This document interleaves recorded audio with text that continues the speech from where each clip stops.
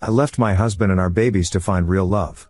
Then demanded he fund my new family, but he taught us a lesson we'll never forget. 3 months ago, I, 31F, left my husband Jerome, 33M, and our 2 kids, 5M, 3F, to be with someone who actually makes me feel alive. I know how that sounds, but hear me out. Jerome is a commercial pilot. Sounds exciting, right? Wrong. He's the most boring, predictable man on the planet. Every single day is the same routine: gym at 5 a.m., meal prep Sundays, investment spreadsheets, checking weather patterns even when he's not flying. SX was scheduled. Tuesday and Saturday nights, like I'm some kind of appointment. Meanwhile, he'd spend hours studying flight manuals or doing his side consulting work for aviation companies. Then I met Kai at my friend Destiny's birthday party. He's a tattoo artist, owns his own parlor, and he looked at me like I was the only woman in the room. We talked for hours about art, music, life. He actually listened to my dreams about maybe going back to school for art therapy instead of cleaning teeth for the rest of my life. When he touched my hand, I felt electricity I haven't felt in years. The affair started 2 months later. I'm not proud of it, but I'm not going to lie and say I regret it either. For the first time in 7 years, I felt desired. Wanted. Kai would text me poetry in the middle of the day. Jerome would text me to remind me about the mortgage payment. I finally worked up the courage to leave 2 months ago. I sat Jerome down after the kids were asleep and told him I wasn't happy, that I'd found someone else, and that I was leaving. You know what he did? He nodded. Just nodded. Didn't fight for me, didn't cry, didn't even raise his voice. He said I understand and asked about logistics for the kids. That's it. 7 years of marriage and all he cared about was logistics. I moved in with Kai that night.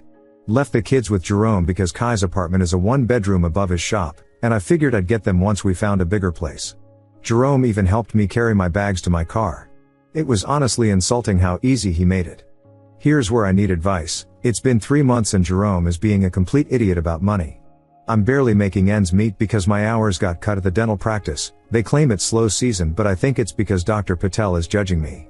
Kai's business is seasonal and things are tight. I went to Jerome last week asking for help with my expenses, not even a lot, just $2,000 a month to help with rent and food until I get back on my feet. This mother effer actually smiled. He said he needed to check some paperwork and would get back to me. That was a week ago. I've texted him 15 times and he only responds about the kids' schedules. I'm their mother. He made good money, over $200K last year with his captain's salary and consulting. The house is paid off. His grandmother died and left him money 5 years ago. He can afford to help me transition to my new life.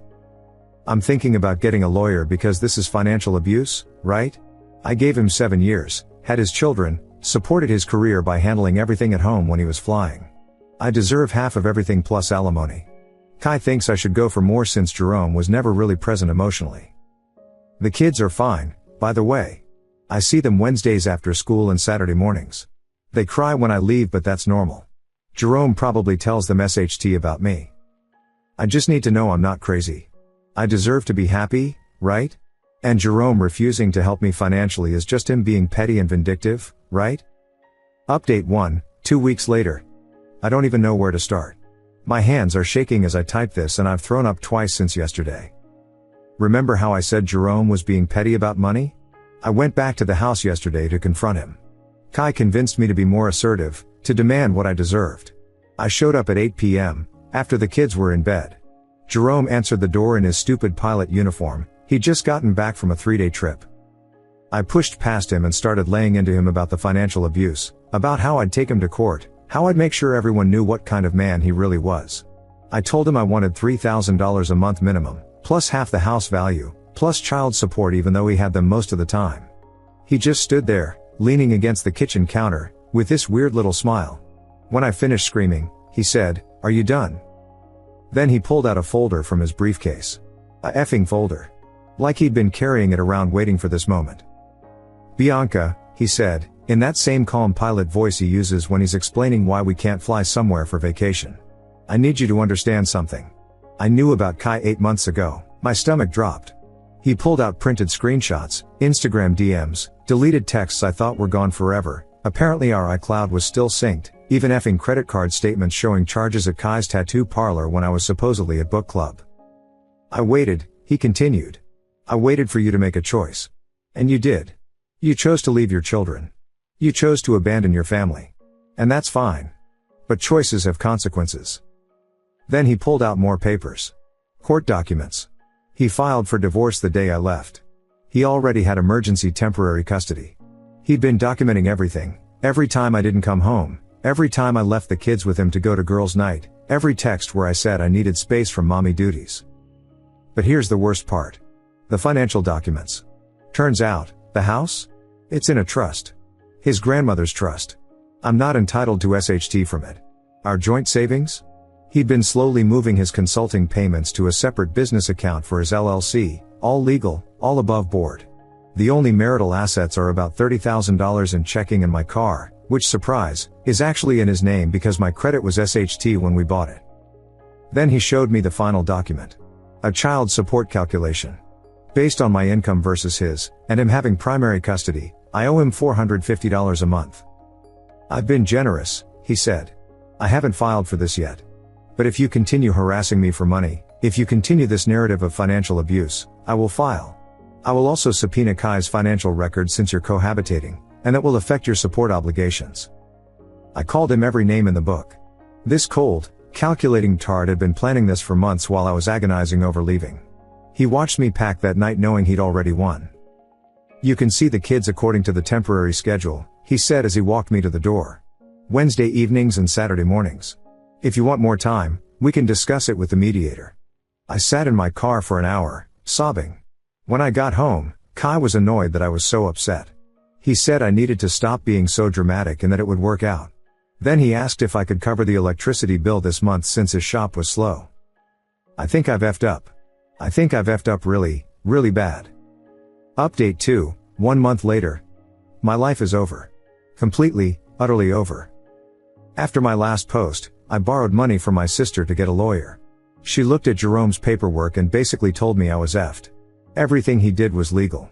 The trust, the LLC, all of it. She said my best bet was to accept his terms and try to rebuild my relationship with the kids. But it gets worse. So much worse. Remember how Jerome mentioned subpoenaing Kai's financial records? Well, turns out he didn't need to wait for me to push the money issue. See, during our divorce proceedings, my lawyer had to submit financial affidavits. Part of that included listing assets and debts. I listed some tattoo work I'd gotten from Kai as an asset worth about $3,000, 3 large pieces. Jerome's lawyer immediately flagged this. If I got the tattoos while we were married, they were marital assets. And if Kai gave them to me for free or at a discount while we were having an affair, that was essentially a gift that should be considered in the divorce proceedings. But here's where Jerome showed his true colors. He didn't just flag it for the divorce. He had his brother Malcolm, who I found out is a effing forensic accountant, do a lifestyle analysis on me and Kai. They found that Kai had given me about $8,000 worth of free work over 6 months. They also found, through Instagram and Facebook, that he'd done the same for at least 4 other women in the past 2 years. Jerome's lawyer sent this information to Kai's ex-girlfriend. The one who co-signed his business loan. She went nuclear. Posted everything on the tattoo parlor's Facebook page, tagged all the women, including me. The posts went viral in our city's tattoo community. Turns out 2 of those women were married to guys in the same motorcycle club. They showed up at Kai's shop. But that's not even the worst part. The ex-girlfriend didn't just stop at social media. She called the IRS. Kai hadn't been reporting cash income. At all. For 3 years. While Kai was dealing with that SHT storm, my workplace drama exploded. Dr. Patel called me into his office. Someone had sent him screenshots of all the social media drama, plus a link to the public divorce filing where it clearly states I abandoned my children. He said while my personal life was my business, the practice couldn't be associated with this kind of scandal. They offered me 2 choices, resign with 2 weeks severance or be fired for damaging the practice's reputation. I took the severance. What choice did I have? When I got home that day, Kai was packing. He said he couldn't deal with my drama anymore. That I'd ruined his life. That his shop was shut down pending the IRS investigation and it was my fault for involving him in my messy divorce. I reminded him that he pursued me. That he said he'd love me forever. That he said Jerome didn't deserve me. You know what he said? Yeah, well, I didn't think your ex had balls. Dude stone cold. I'm out. He left. Went to stay with his ex-girlfriend, the one who reported him to the IRS. Apparently, she offered to help him with his tax problems if he cut me off completely. I'm now living in a weekly motel, unemployed, with $1,800 to my name. My sister won't talk to me. My mother said I made my bed and can lie in it. Destiny, my supposed best friend, blocked me after the social media explosion. And Jerome? I saw him at the kids' Saturday drop-off. He was loading them into a new car, not expensive, just newer and safer than the Honda he'd been driving for 8 years. He looked good. Rested. The kids were laughing at something on his phone. When I handed over their overnight bags, he said, "I heard about your job. I'm sorry that happened." But he wasn't sorry. I could see it in his eyes. This was all part of his plan. Every domino that fell, he'd already calculated. My daughter asked why I was crying. I told her Mommy was just sad. She hugged me and said, "It's okay, Mommy. Miss Aaliyah says being sad is okay sometimes." Who the F is Miss Aaliyah? Update 3 months later. I'm writing this from a studio apartment that smells like curry from the Indian restaurant downstairs. It's all I could afford with my new job. Yes, I'm working again. Dental hygienist at a chain clinic across town. $15,000 less per year than my old job, and the commute is an hour each way. But I need to update you on everything that's happened because it's a lot. First, Miss Aaliyah. She's Jerome's girlfriend. A veterinarian who owns her own practice. She's beautiful, Nigerian, speaks 3 languages, and worst of all, my kids adore her. She teaches my daughter French and is helping my son with his reading. When I picked them up last week, they spent the entire visit talking about the zoo trip Daddy and Missa took them on. I tried to be petty. I really did. I told Jerome the kids shouldn't be around his random women. He pulled out his phone and showed me they'd been dating for 4 months. 4 months. Which means he started dating her literally the week after I left. She wasn't random, he said. I met her at the aviation conference in Dallas last year. We stayed in touch as friends. When you left, she reached out to check on me. Last year. When I was effing Kai in our marriage bed while Jerome was at a conference. The irony isn't lost on me. But here's what really broke me, the house. Jerome sold it. Our beautiful 4-bedroom house with the pool and the garden I spent 3 years perfecting. He sold it for $80,000 over what we paid for it. And because it was trust property that he'd improved with trust funds, I don't see a penny. He bought a new place closer to his base. 5 bedrooms, better school district, bigger yard. Aaliyah helped him decorate. My kids live in a better house than they ever did with me in the picture. Meanwhile, Kai is in federal prison. 18 months for tax evasion. His shop was seized. His ex-girlfriend took everything else in the civil suit. She sent me a message on Facebook. Thanks for exposing what a piece of SHT he was. Enjoy your prize. What prize? I lost everything for a man who's now in prison. But the real kicker came last month. The final divorce decree. Jerome got full physical custody. I get every other weekend and Wednesday dinners. I pay $320 in child support. He actually reduced it from the $450 because he said he didn't want to create additional hardship. How effing magnanimous. My lawyer said I was lucky. With the abandonment and the evidence of the affair affecting the children, they documented how I'd left them with babysitters to be with Kai. I could have gotten supervised visitation only. Do you want to know the most pathetic part? I broke down and begged Jerome to take me back. I showed up at his house at midnight, drunk, crying, telling him I'd made a mistake. That we could work it out. That I'd be better. He made me coffee, called me an Uber, and while we waited, he said something I'll never forget. Bianca, you didn't make a mistake. You made a choice. For 8 months, you chose another man over your family. Every lie, every deception, every time you came home to our children with another man's cologne on you, those were choices. I would have forgiven a mistake. I would have worked through a moment of weakness.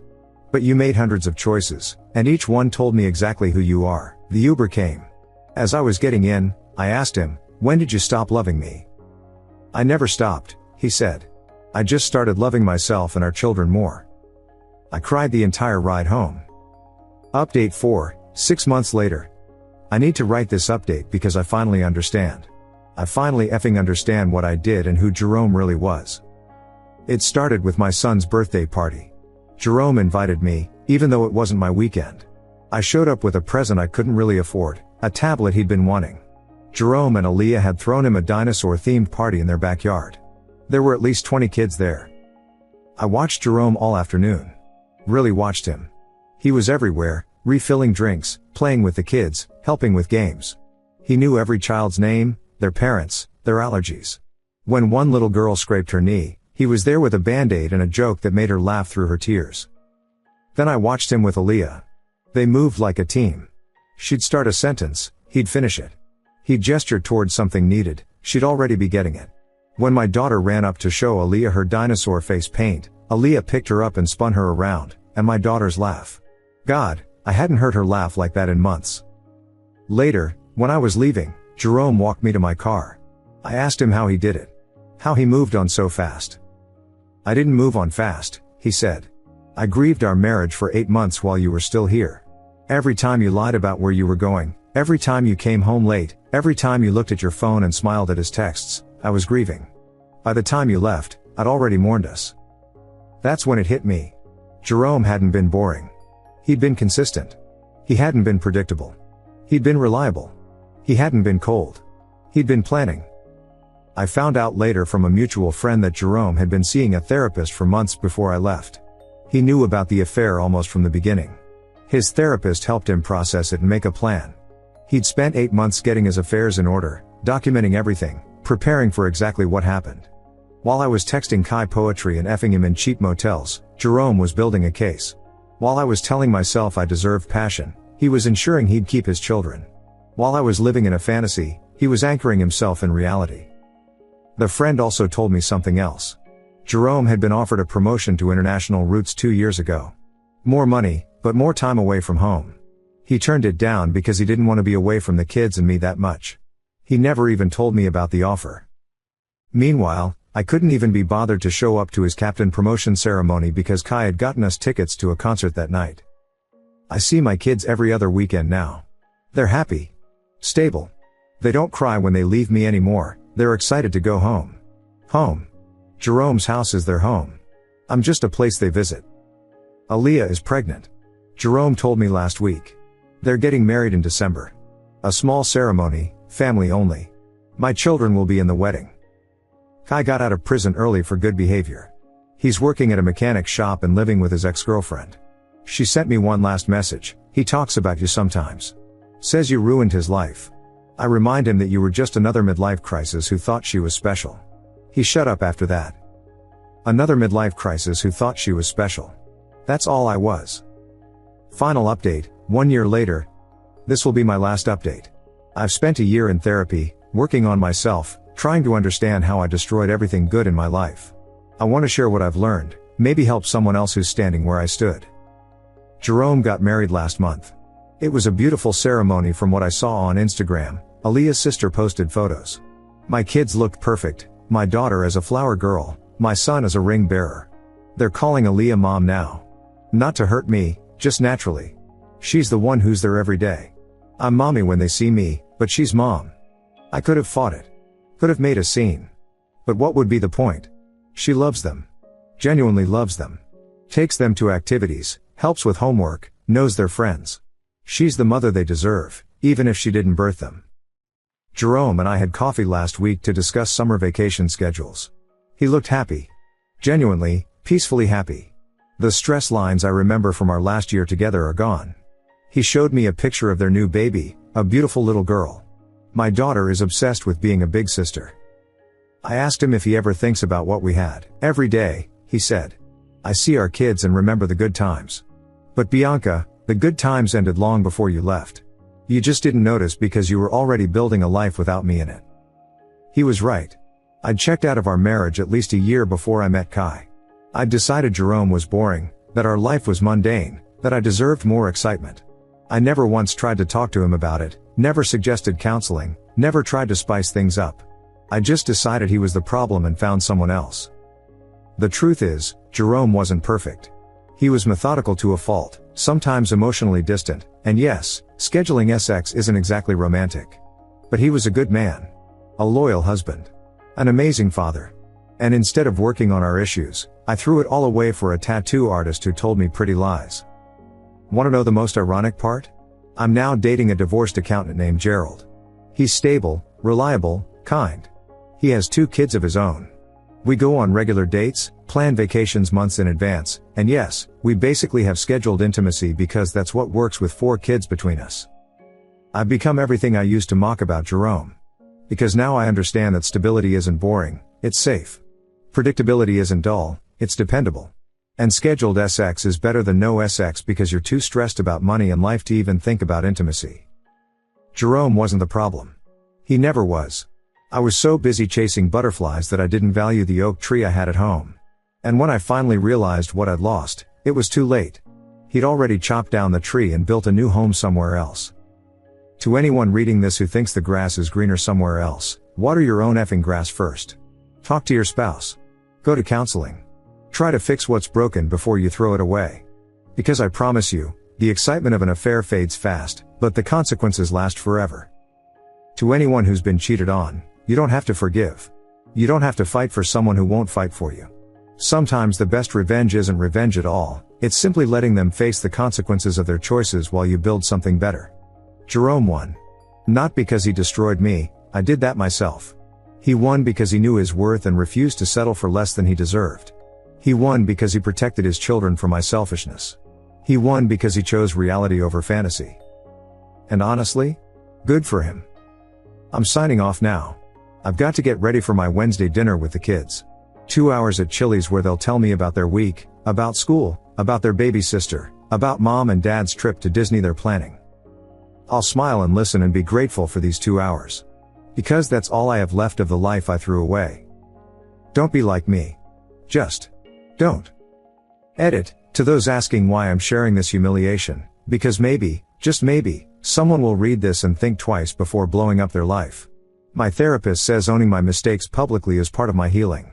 So here it is, I effed up. I lost everything. And I have no one to blame but myself.